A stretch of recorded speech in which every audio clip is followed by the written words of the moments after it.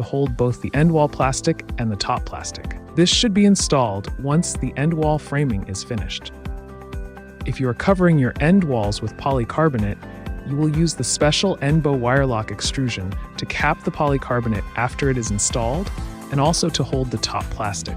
Skip to the polycarbonate end wall section now, and then come back here for more instructions about installing the end bow wirelock.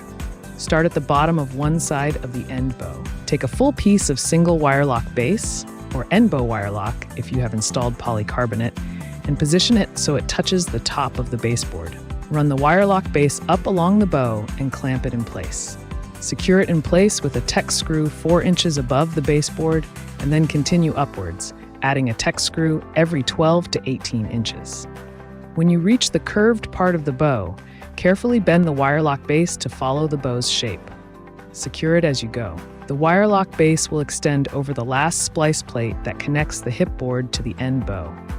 For the next section, align another piece of wirelock base with the end of the first piece.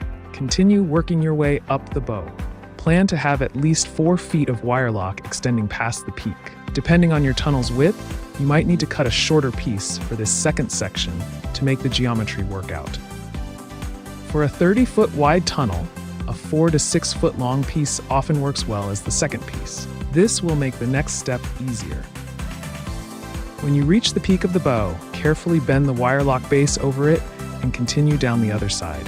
Keep adding Tek screws every 12 to 18 inches. Add more pieces of wirelock base as needed until you reach the baseboard on the opposite side. Repeat this entire process on the other end of your greenhouse.